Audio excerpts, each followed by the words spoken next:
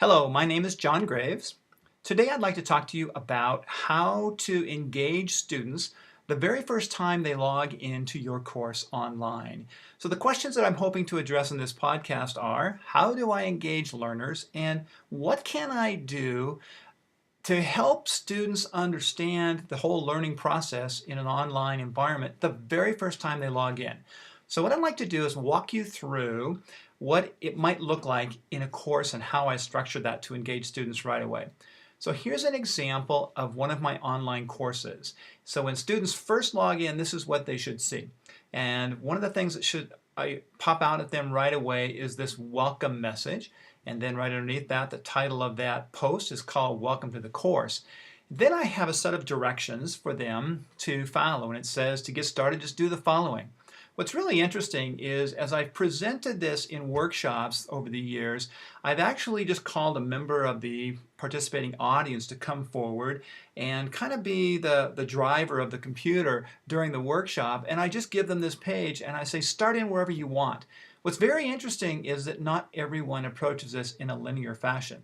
I've had students say, oh, there's a scavenger hunt. I'm going to start there. Or, no, I'm really interested in the assignment for the first week, so I'm going to start there. So even though you may expect students to go in a linear fashion, they may not do that. So I just post things. I don't number them 1 through 10 or whatever it happens to be. The items are there, and hopefully students will begin to work their way through that. I have also found that one of the things that students often miss in an online learning environment is the fact that they have a mail option with most online learning management systems, and so I direct them specifically to the mail. So that'd be the first thing that students do, and let's just pretend like we're one of those students, and so we're going to fire out over here and go to that scavenger hunt. So I have that on my help pages. I'll just navigate there real quickly. Then I get down to the scavenger hunt. I will make this available to you in another on another blog post, another web post, so you can go back and find that, and I'll just give you an example of this.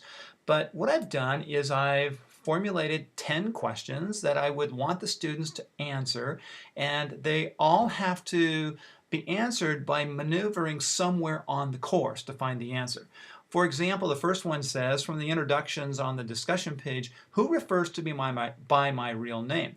Because I teach at a university, they actually use my legal name on the learning management system, but I don't go by my real name. So I tell students in my introduction why I go by John. So the students have to go to the introduction section in the discussions, find my introduction post. They need to read that and find out why I don't go by my real name. I have questions about where they find the assignments. What do you have to do to earn an A in the course? Where will you find your grades? Another one is who is the author for the texts in this course? I might direct them to the Dropbox so they know how to submit assignments. And then the final assignment on the scavenger hunt is to drop me a message through the course system mails so that they know how the mail system works. So that engages students right away, and I have many students tell me that that is a great introduction for them to the course. Another thing that I do right off the bat is I have a post in the introduction section of from me. So students will go straight there, and the first post that they will see is an introduction from me. I tell them a little bit about my background. I tell them again why I don't go by my legal name, but instead why I go by a different name.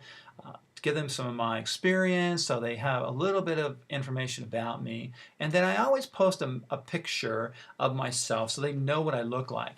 Well, that is actually in addition to the fact that in the first assignment, when they go to the first assignment, I'll just squeeze over to the assignment right here. So I go to week 1. One of the first assignments is to actually read or actually watch a video podcast of me introducing myself to the students in the course. I'll just give you a brief look at what this is about. Hello, my name is John Graves, and I'm the instructor for the Inquiry Through Science and Engineering Practices course. The purpose of this podcast is to introduce you to the class and let you. So that's an example of how I use podcasting in my courses to introduce myself. Again, it's another way to engage the students in the first day of the course.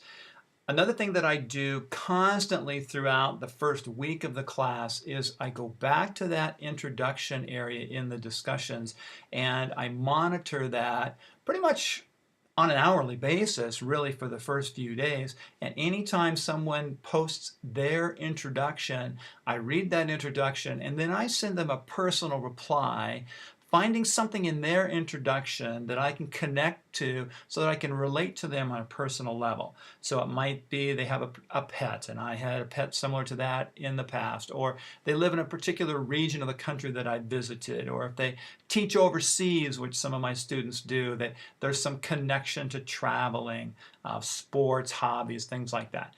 And I always end that message from me with a statement. If you have any questions, please be sure to let me know. So those are some ideas about ways that you can really help students zero in at the beginning of a class and help them feel connected to you as an instructor and also to each other as they begin to read the posts in the introduction section. Hope that's been helpful. You can always drop me a message, and I appreciate your time and hope this has helped. Thanks.